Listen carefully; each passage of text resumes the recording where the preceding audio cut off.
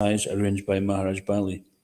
As was customary, the king told Vamandev that he can ask for anything to be given in charity. Vamandev only requested for 3 steps of land, which seemed to be an insignificant request. Bali Maharaj's spiritual master, Sukracharya, however, could see that the king was just about to be tricked out of his kingdom and forbade his disciple to satisfy Vamandev's request.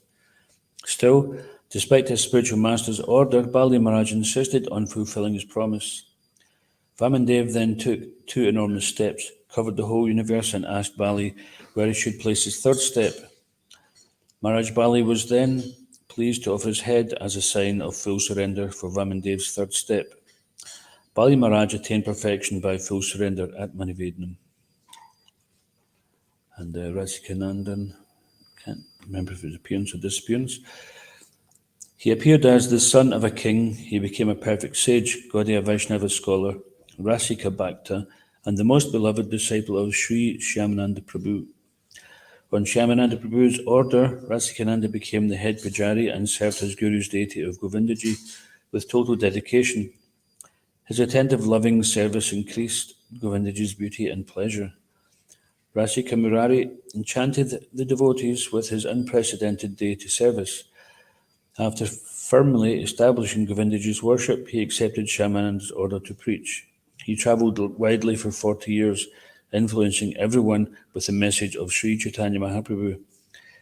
Rasikananda delivered everyone from pious royal families to Muslims, agnostics, outcasts, atheists, and even wild animals. One time, some mad elephants attacked Rasikananda. Calmly, he chanted Gauranga, Gauranga, Krishna, Krishna, while sprinkling water on the rampaging beasts. The elephants immediately stopped charging, humbly bowed their heads, raised their trunks, and bellowed, Hare Krishna, Hare Krishna.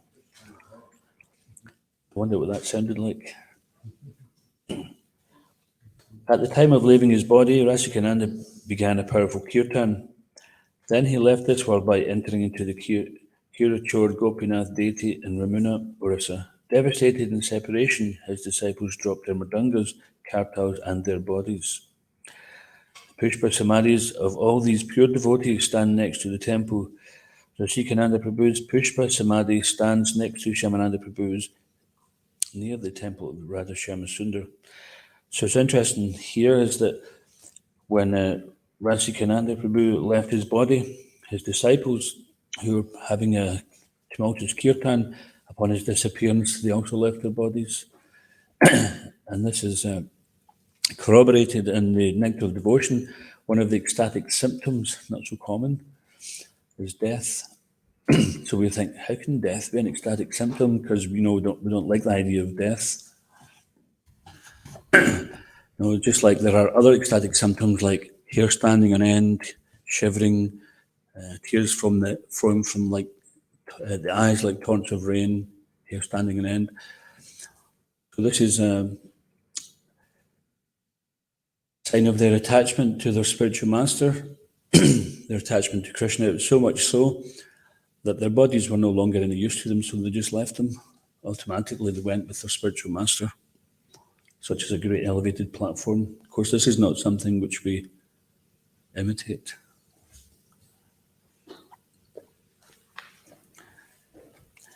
So Govardhan Puja is the festival commemorating worship of Govardhan Hill. Okay, we'll come to this in a while. And we'll read a little from Srila Prabhupada Lamrita. September the 14th, exactly 2 months before Prabhupada leaves the planet.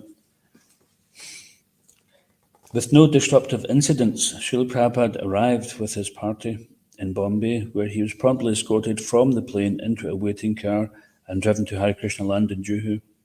This time the elevator worked and Srila Prabhupada reached his quarters on the 5th floor and went at once to bed. He called for Giriraj, who came and sat on the floor beside the bed. Prabhupada told him how in Vrindavan Mr. Somaya, a very important man of Bombay, known to both of them, had come to see him in bed and had started to cry out of sympathy. Prabhupada then told Giriraj of his pleasant stay in London, especially mentioning the kirtans, which he said were wonderful, When Guru Raj asked if the chiselling and hammering and other noises of temple construction in Bombay were going to disturb him, he replied that it was like music. He then lay back and rested. So for someone like Prabhupada, a pure devotee, hearing all this construction going on, it wasn't an annoyance, it was a sign of victory because of the temple going up for the glory of the Lord. When Prabhupada awoke at the end of the day, Tamal Krishna asked him if the noises were bothering him. "These sounds do not disturb me at all," he replied, "because I am thinking that work has been completed. You can note the distinction how in London I was feeling restless, but here not. It is because I like Bombay. Of all the cities in India, I like it the most." Srila Prabhupada wanted to get reports from some of his sannyasi disciples in Bombay. He heard good news from Garga Muniswami of his parties selling complete sets of Srimad Bhagavatam and Chaitanya Charitamrita, and also other books to libraries and universities throughout India. Now they are preparing to go into Muslim countries to sell books. "Whoever preaches in the Muslim countries," said Srila Prabhupada, "I take the dust of his feet on my head." Lokanath Swami told Srila Prabhupada of his success in travelling to Indian villages in a bullock cart. Srila Prabhupada loved it. Within a day or two of his return to India, Prabhupada had abandoned the simple regimen he had agreed upon with a doctor in England. The doctor had said Prabhupada was a difficult patient. Tamal Krishna mentioned that when he told the doctor that Srila Prabhupada was trying to cooperate, the doctor had said Srila Prabhupada's only compromise was to wait until Friday instead of Thursday before travelling. Srila Prabhupada gave a little laugh and said, "And then I went even earlier, Tuesday." Super compromise. I could understand when he wanted blood that he would begin his allopathic treatments.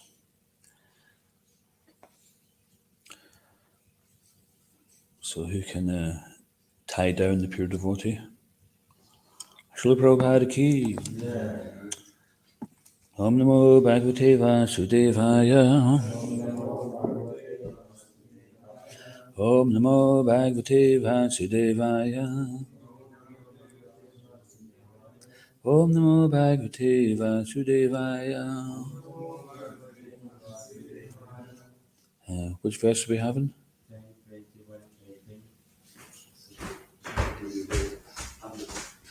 So while we're waiting on somebody getting that together, then we just mentioned this. Govardhan Puja is a festival commemorating the worship of Govardhan Hill by the residents of Vrindavan, and Lord Krishna is lifting the hill. When the cowherd men inquired about how the Govardhan Puja should be performed, Krishna gave the following instructions. Prepare very nice foodstuffs of all descriptions from the grains and ghee collected for the yajna. Prepare rice, dal, then halva, puri, pakora, and all kinds of milk preparations like sweet rice, sweet balls, sandesh, rasgulla, and laddu, and invite the learned Brahmins who can chant and offer oblations to the fire. The Brahmins should be given all kinds of grains in charity, then decorate all the cows and feed them well. After performing this, give money in charity to the Brahmins. As far as the lower animals are concerned, such as the dogs and the lower grades of people, such as the chandalas. Anybody not know what a chandala is?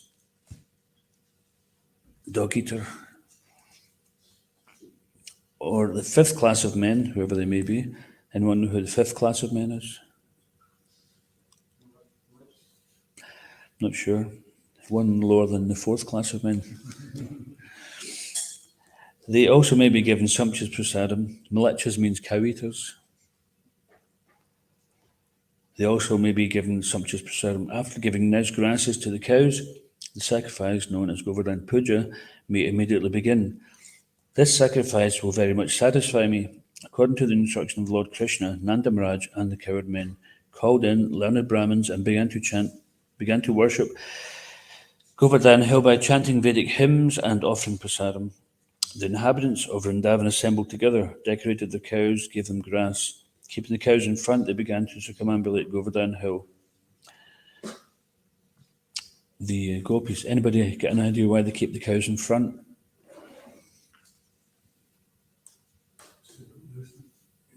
That's one practical aspect, because if they're behind, you might not know how many's there still when you get to the other end. Because the cows are also very much loved by Krishna, then they make everything auspicious by going in front. The gopis also dressed themselves very luxuriantly and sat in bull-driven carts, chanting the glories of Krishna's pastimes.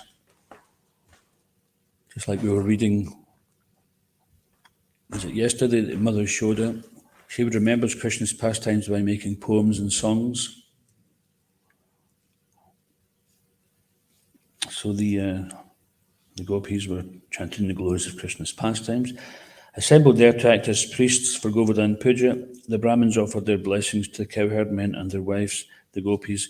When everything was complete, Krishna assumed a great transcendental form and declared to the inhabitants of Vrindavan that he was himself Govardhan Hill, in order to convince the devotees that Govardhan Hill and Krishna himself are identical. Then Krishna began to eat all the food offered there. The identity of Krishna and Govardhan Hill is still honoured, and great devotees take rocks from Govardhan Hill and worship them exactly as they worship the deity of Krishna in the temple. So just like we have here, Giridhari Lal,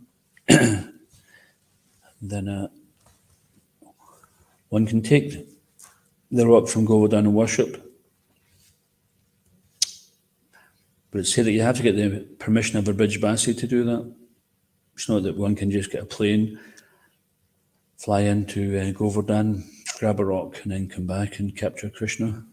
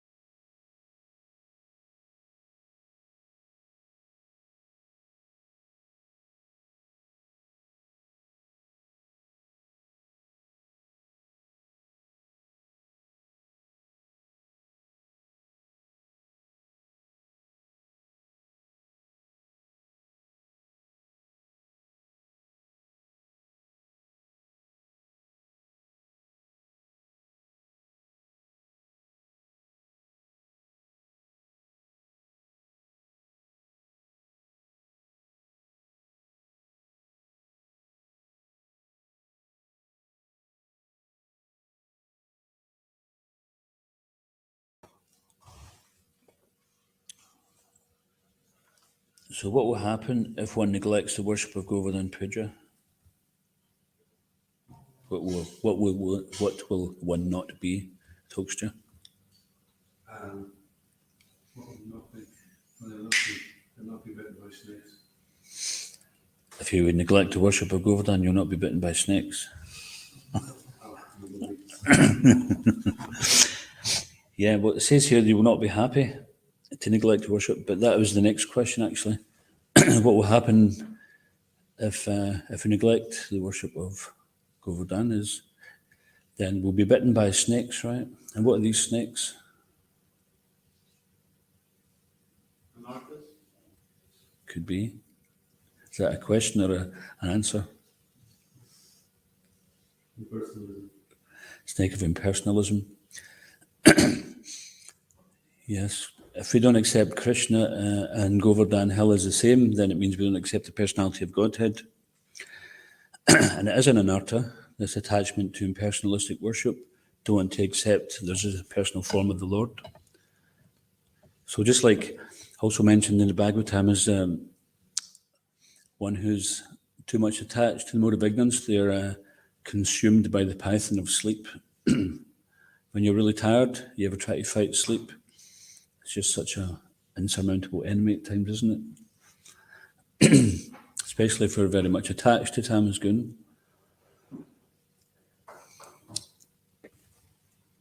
In Satya Yuga, there was a mountain of the name of King Dronachal who lived in the east of Bharatvarsha in Salmali. This king had a son named Govardhan. At the time of Govardhan's birth, all the demigods showered flowers. One day, a great sage named Pulastya Muni arrived in Silmali, and upon seeing the beauty of Govardhan, had requested King Dronachal to give him Govardhan. At his request, the king became very upset and started to cry. He told the Muni that he couldn't part with Govardhan. Pulastya became very angry and raised his hand to curse Dronachal. Just then, Govardhan told the Muni that he would go with him, but whenever the Muni set him down at that place, he would remain. The Muni agreed and left, carrying Govardhan in his right hand. When they reached the Braja Mandal, Govardhan became very unhappy. He became very happy. Pulastya Muni put him down and went off to take his evening bath. Upon returning, the Muni found that he couldn't lift Govardhan, and he became very angry and cursed him that every day he would sink into the ground by the measurement of one mustard seed. So he forgot his own agreement, and then he didn't live up to his agreement, and then cursed Govardhan. At that time, Govardhan was 24 miles high. At present, Govardhan is 80 feet high at its highest point. And when Prabhupada wrote that, then we can assume that if Giriraj is sinking by how much every day? One mustard seed every day. Then what height must he be now? Depends when that was, right? You'd have to make a calculation, add up all those mustard seeds. In Govinda Lilamrita, Govardhan is described as having the form of a peacock, and that the two eyes are Radha Kund and Shama Kund. So if you look at a map of Govardhan, you can see that's the usually when you come from Vrindavan, you come to a certain T-junction, left will take you to Kusum Sarovar, and right will take you to Shama Kund and Radha Kund. So if you go left, you come all the way around to the tail of Giriraj, and Giriraj is shaped like that. So like a peacock.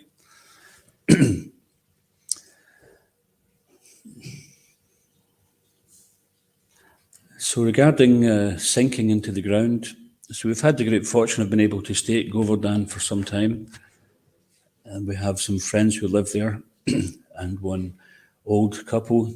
He passed away now, Babalal, but Mataji, she's still there. She's in her mid-80s. She spent all her life there, and she very kindly allowed us to stay there and do some service. And there's a place just a few minutes walk from Kusum Sarovar. Kusum Sarovar is a place in Govardhan where Krishna played some pastime on the gopis. He disguised himself with a moustache. He disguised himself as some kind of flower trader. And when the gopis were picking flowers in the forest there, does anybody know what the name of the forest is at Govardhan, at that part? I'm asking because I forget.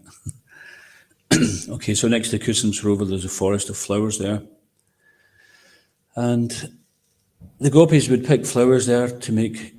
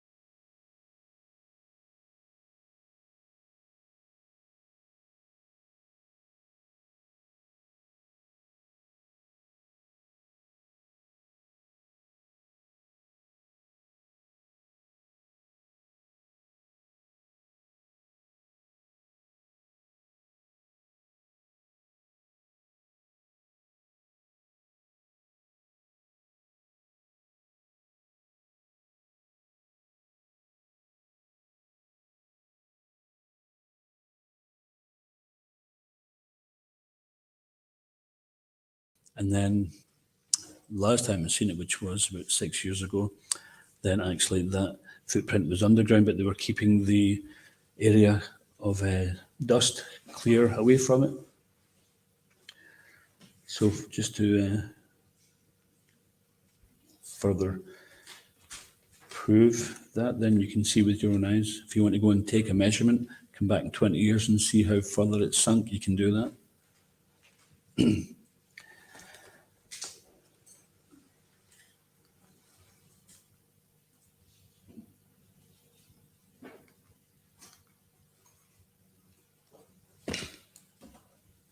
Okay, someone going to show me how to open this thing? I'm not familiar with it.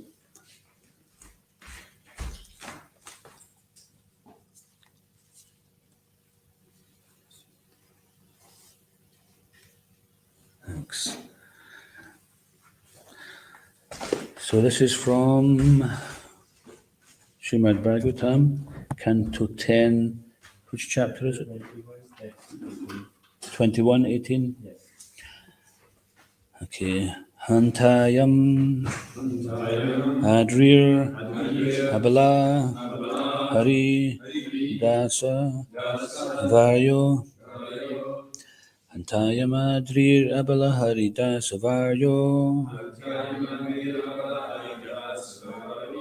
Yad Rama Krishna Charana Sparasha Pramoda Yad Rama Krishna Charana Sparasha Pramoda Manam Tanoti Saha Go Ganayos Tayor Yat Manam Tanoti Saha Go Ganayos Tayor Yat Paniya Suyavasa Kandara Kandamulai Paniya Suyavasa Kandara Kandamulai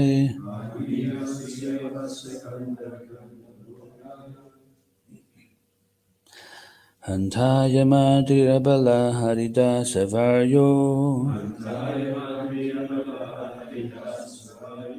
Yad Rama Krishna Charana Sparasha Pramoda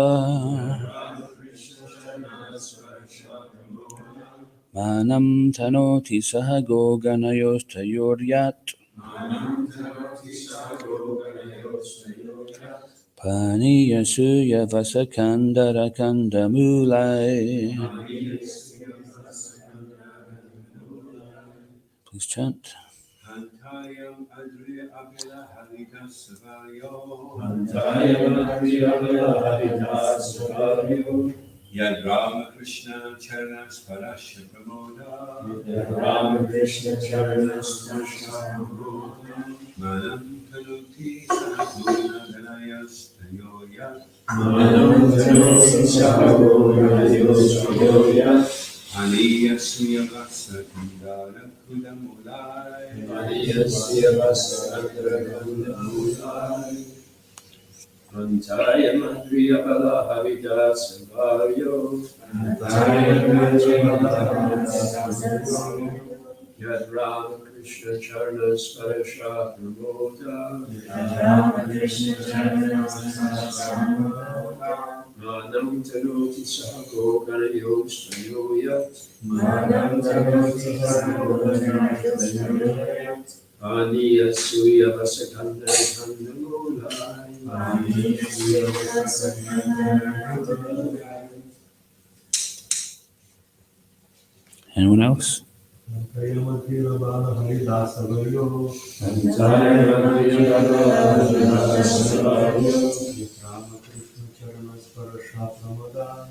Rama Krishna Charana Sparasha Pramoda Manam Tanoti Sahago Ganayos Tayoyat Aniya Suya Vasakandara Kandamulai.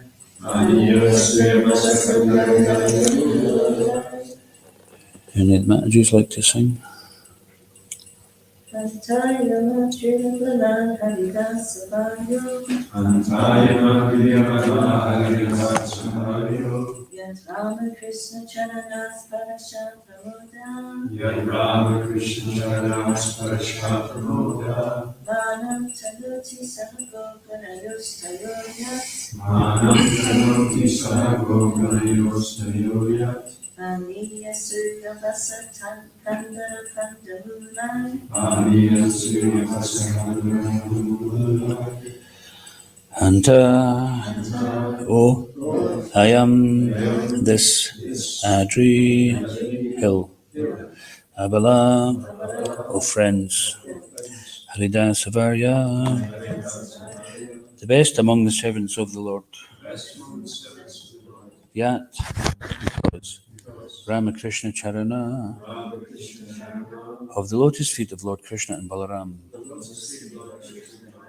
Sparasha, by the touch, Pramoda, jubilant, Manam, respect, Tanoti, offers, Saha, with Go, Ganayo, the cows, calves, and cowherd boys, Tayo, to them, Sri Krishna and Balaram.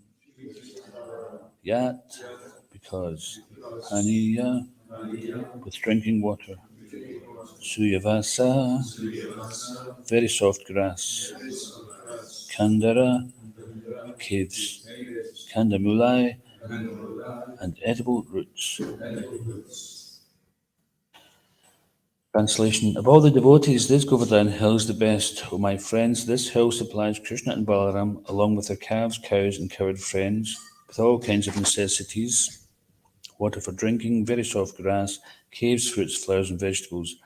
In this way, the hill offers respects to the Lord. Being touched by the lotus feet of Krishna and Balaram, Govardhan hill appears very jubilant. Please repeat. Of all the devotees, this Govardhan hill is the best. O my friends, this hill supplies Krishna and Balaram, along with their calves, cows and cowherd friends, with all kinds of necessities, water for drinking, very soft grass, caves, fruits, flowers and vegetables. In this way, the hill offers respects to the Lord. Being touched by the lotus feet of Krishna and Balaram, Govardhan hill appears very jubilant. So, I don't know if this is Prabhupada purport or if it's after that. This translation is quoted from Srila Prabhupada's, obviously, Chaitanya Charitamrita, Madhya 1834. Srila Vishwanath Chakravarti Thakur explains the opulence of Govardhan hill as follows. Paniya refers to the fragrant, cool water from the Govardhan waterfalls which Krishna and Balaram drink and use to wash their feet and mouths. Govardhan also offers other beverages such as honey, mango juice, and pilu juice. Suyavasa indicates durva grass used to make the religious offering of arghya. Govardhan also has grass that is fragrant, soft, and conducive to the strong growth of cows and increased production of milk. Thus, this grass is used for feeding the transcendental herds. Kanda refers to the caves where Krishna, Balaram, and their friends play, sit, and lie down. These caves give pleasure when the weather is too hot or too cold, or when it is raining. Govardhan also features soft roots for eating, jewels for ornamenting the body, flat places for sitting, and lamps and mirrors in the form of smooth stones, glistening water, and other natural substances.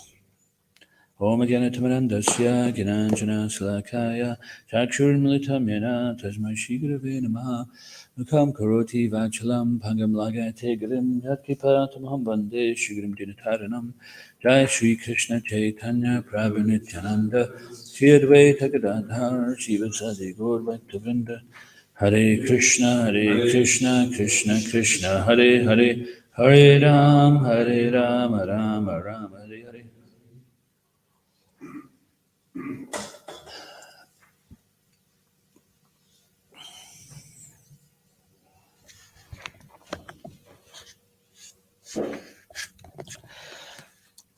Of all the devotees, this Govardhan hill is best, O my friends. This hill supplies Krishna and Balaram, along with their calves, cows, and cowherd friends, with all kinds of necessities, water for drinking, very soft grass, caves, fruits, flowers, and vegetables. In this way, the hill offers respects to the Lord. Being touched by the lotus feet of Krishna and Balaram, Govardhan hill appears very jubilant.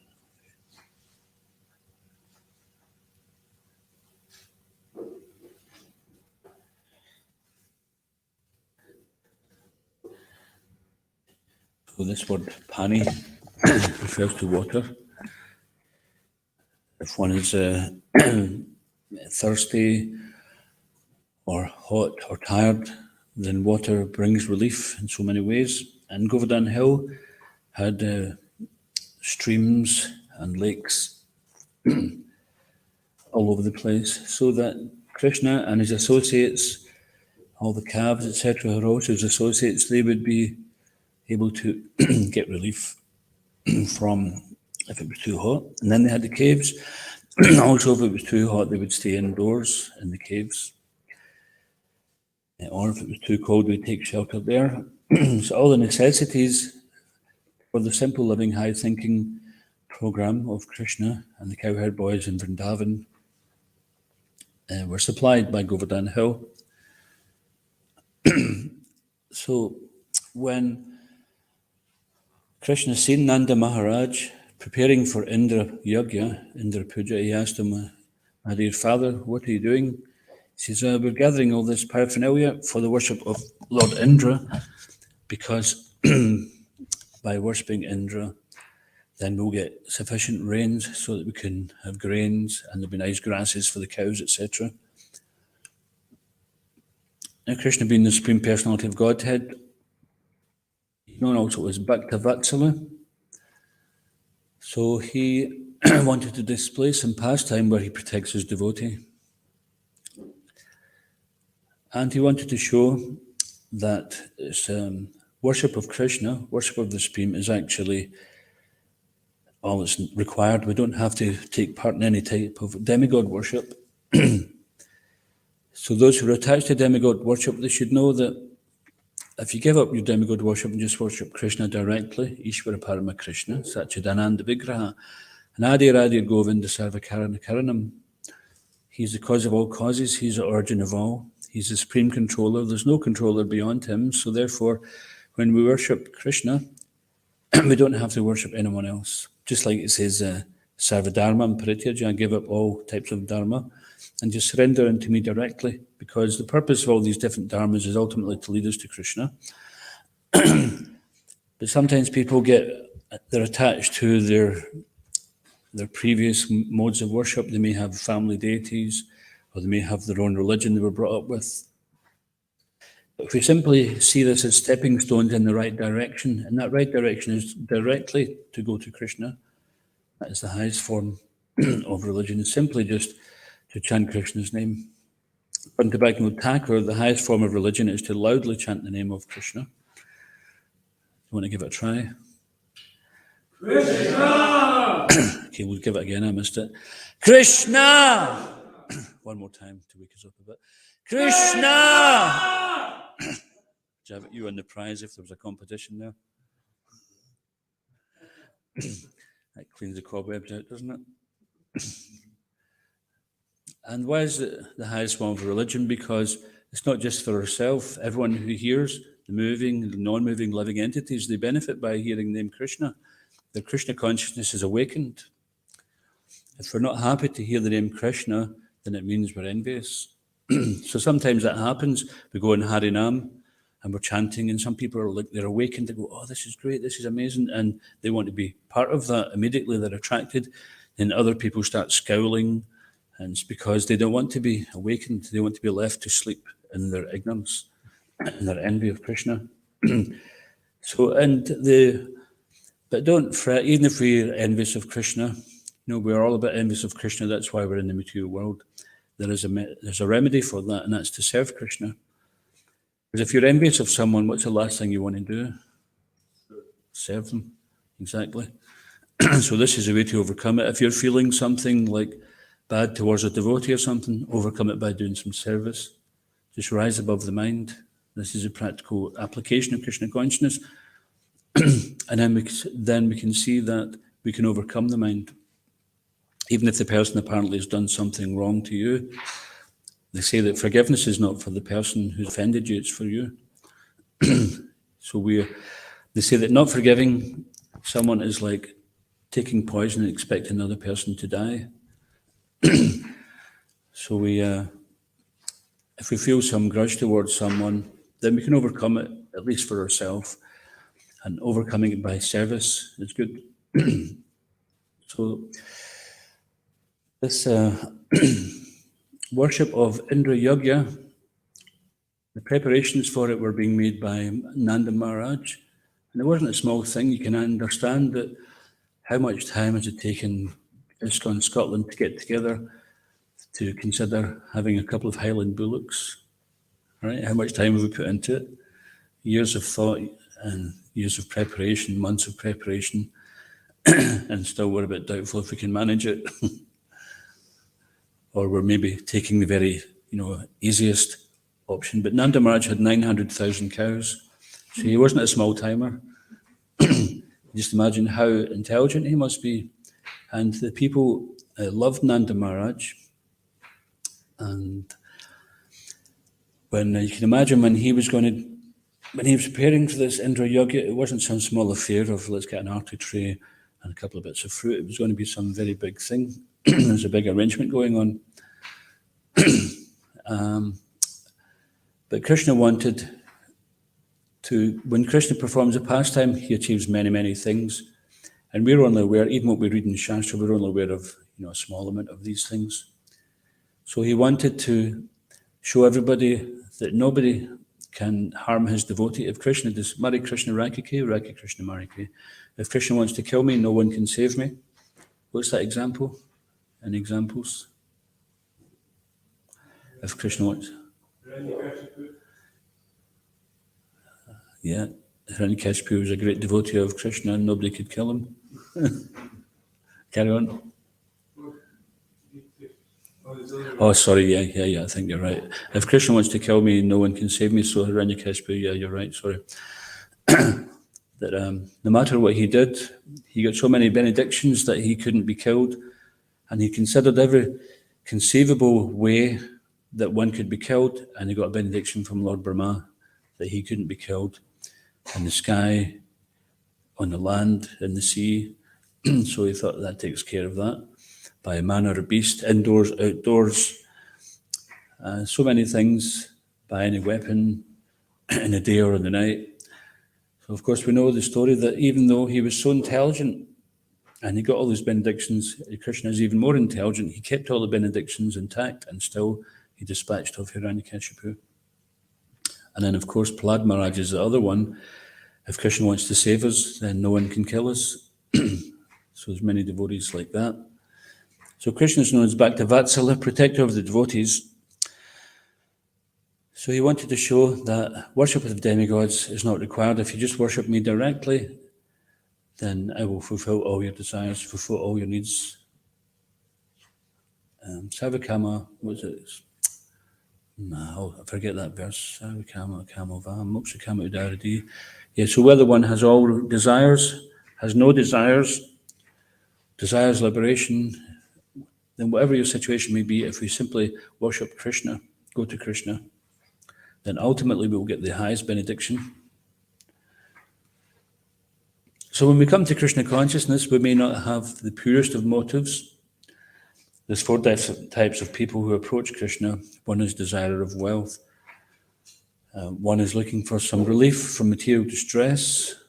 And there's 2 others. Anyone like to guess what they are? Ragnath?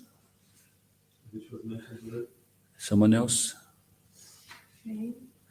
No, but that would come into the category of some desiring some material wealth. Inquisitive, and one last. Yeah. So people generally come for one of these things. There's not really any other category.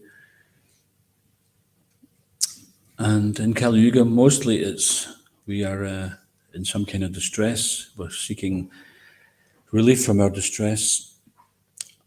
And then ultimately we may come with a desire for one thing, but ultimately once we've found relief from our distress and we carry on with our devotional service, then we get the highest benefit. Sometimes we don't even know our great fortune, but by practicing the process of Krishna consciousness, we begin to appreciate it more and more. So the test for us, if we're looking for material distress, is that when we get that material distress, then we don't leave Krishna consciousness thinking, now I'm happy, I can go back to the material world. Because what happens is we go right back to where we were before we came. So we shouldn't forget that Krishna consciousness is our good fortune. If we think we're the doer of activities, then there's a risk that we'll think, I have done this for myself. Now that my head's above water, I'll go and enjoy and control in the material world. But then we'll see that Maya is still there waiting for us. As soon as we step out of the bubble of Krishna consciousness, she's already there to give us an embrace.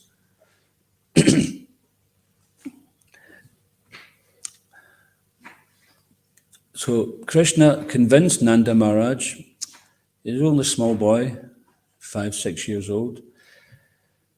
And he convinced his father and all the other cowherd men that it was not required to do this Indra Yajna. Instead, they should worship Govardhan hill because he's supplying all the necessities anyway. And what was the arguments? Anyone remember the arguments that he gave to Nanda Maharaj? He said the rain falls on the ocean. Exactly, that's one of them. He says, the rain goes on the ocean where you don't need it, so what's the point of worshipping Indra who gives the rain? If there's any other arguments? So if you just do your duty, the results will come. It doesn't need to be any supreme control. That's right, and what's that called? Kamimamsa philosophy. You say that Lord and God should be doing it anyway. He said, Lord and God should be doing it anyway. He might have said that. Do you remember him saying that? Yeah. Did he say that? I don't know. It might be aligned with the first one, which was that he's giving rain to the ocean anyway. So Lord Indra's going to give the rains, regardless of what we do. So of course Indra was offended, and he decided this little Krishna, who does he think he is? He's just an upstart, just a little mouthpiece. So I'm going to teach them a lesson. I'm going to teach them all a lesson. I'll wipe them out. So such is anger. Now, Indra is actually a devotee of Krishna, believe it or not, but he didn't recognize Krishna as being his Lord. So he got overcome with anger and decided he was just going to destroy Vrindavan. He didn't understand this was his Lord, and he didn't understand this is the Lord's abode with his associates, and this is the eternal abode of Vrindavan which cannot be destroyed. So of course the devastating rainfall came, and Krishna easily lifted the hill of Govardhan. We'll speak a bit more about that this evening. And he lifted the hill and invited all the inhabitants of Vrindavan to take shelter under the hill.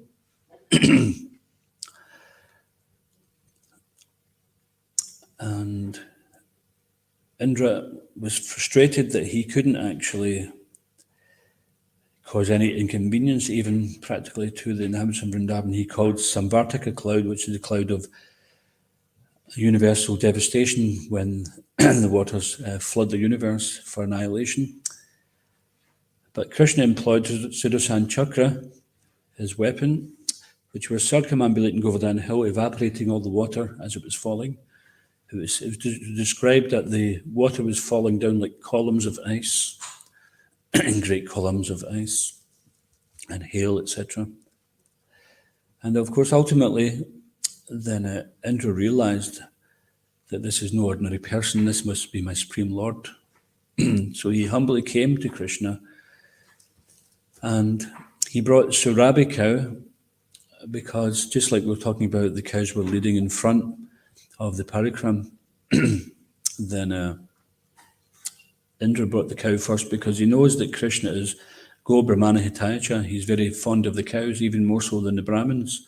So he thought, well, if we bring Surabhi, this will protect me.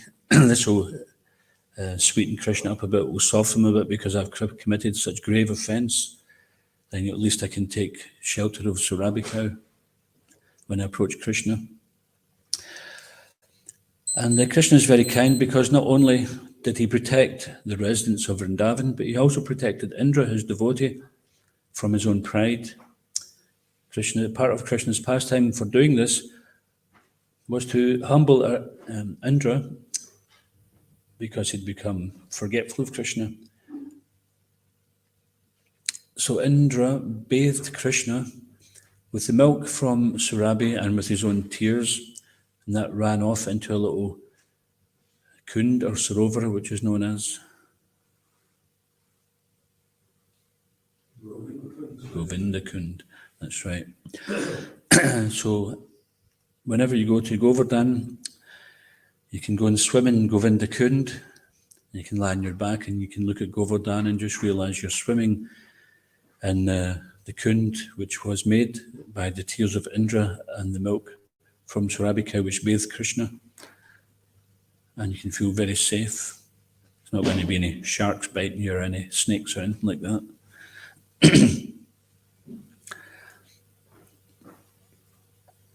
So similarly, we look to Krishna for all our necessities.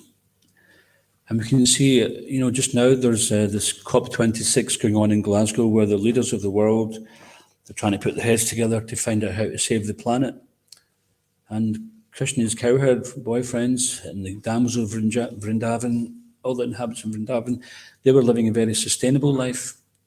We learn about that from Krishna book. We learn about that from Bhagavad Gita, from Ishopanishad, how one can live continuously on this planet if we're prepared to accept the bare necessities of life and live according to simple living, high thinking. And Prabhupada himself said that for the members of the International Society for Krishna Consciousness, we are satisfied to live in a mud hut and chant Hare Krishna. But for the purpose of propagating this message, then we adopt so many things, such as cars, buildings, and stuff like that. But ultimately, we don't need these things. We're self-satisfied. We can simply read Krishna's pastimes, discuss these things, have kirtan, take prasad. We don't need big skyscrapers or motorways, etc. We can live without them. But we utilize them in Krishna's service in order to pass on this message so that others can also get that message, just like someone brought it to us. And this is one way where we become dear to Krishna, that we spread this message. Krishna says in Bhagavad Gita, there is none so dear as he who preaches my glories, preaches my message. So when we do that, we become dear to Krishna, Krishna Priya. And then one who's dear to Krishna attains this Bhakta Vatsala, the protection of the Lord. When we're surrendered to Krishna, just like in the Vedic times, even if someone was a miscreant, if they surrendered unto a Kshatriya king, then the Kshatriya would protect the person. So when we surrender to Krishna, then he feels it's his duty to protect us. But he knows if we're surrendered or if we're just paying lip service. So surrender means that our actions have to align with what that is. So there's so much we can say about this. We'll speak a bit more about Govardhan Puja later on today. We're meeting at the temple at 5 o'clock for a brief Govardhan Puja. And the main festival will be on Sunday, starting here at 2 o'clock. Is it right now? 2 o'clock, 3 till 7. Where there'll be much kirtan and discussing of the Lord's pastime, circumambulating of Govardhan Hill and prasadam. Okay, anyone get any quick question or comment? Just the comment one was when you were talking about we shouldn't criticize. We shouldn't criticize. We shouldn't look at people and see their faults. And you're making the point that would be that wasn't a good thing. And I just heard this morning that Bhaktisiddhanta said that when you see faults, don't let them delude you. When you see faults in others, don't let them delude you. Be introspective and look at yourself. So I thought that's interesting, because you think if you're going to resent, oh, that's what you were saying, you can resent somebody. So you think, well, if I find fault in him, it's going to harm him. And you can turn that around by usually trying to find a fault in yourself. And you think, well, if I find a fault in myself, I'm going to be harming myself. But when you find a fault in yourself, you actually protect yourself, which is totally counterintuitive, isn't it, to do that. So I thought that's a really good one, because at least then you go to see someone do something wrong, you can spin it back and think, well, what do I do wrong? And then you think, well, I do a lot, personally, I do a lot worse than that. Well, there's an old saying that take the log out of your own eye before you take the splinter out of someone else's. Prabhupada said the colander found the fault with the pen because it had one hole in it. And the other one was, he was saying that there's 4 types of people that come, and Shiva Ramesh was making the point, because Krishna says that those who are the dearest to him are the ones who come searching for the absolute truth.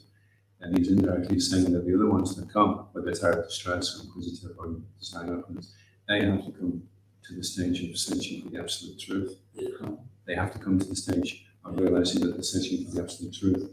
If they don't do that, then they won't be dear to Krishna, as dear to Krishna's mother is. So just because you come because you're in distress, that's nice.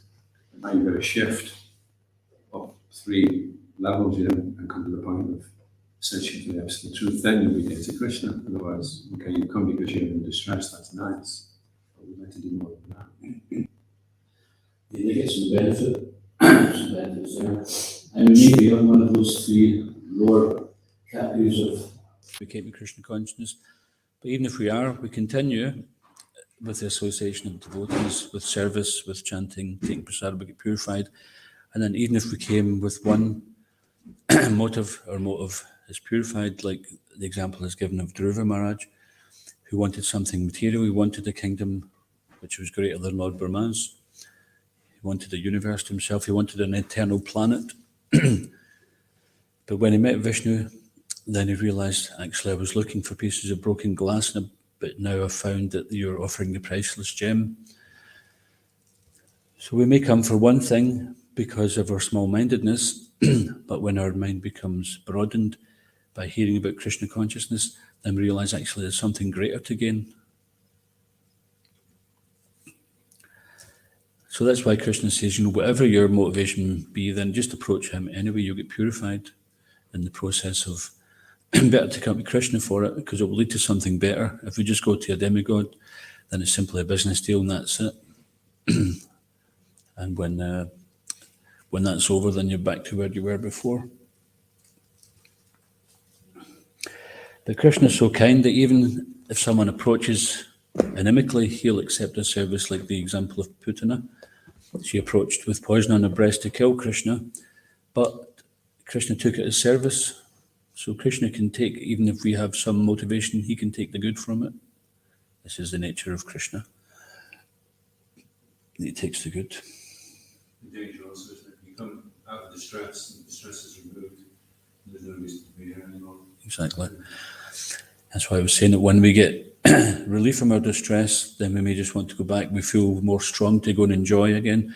We feel clear in our conscience, so now I can go and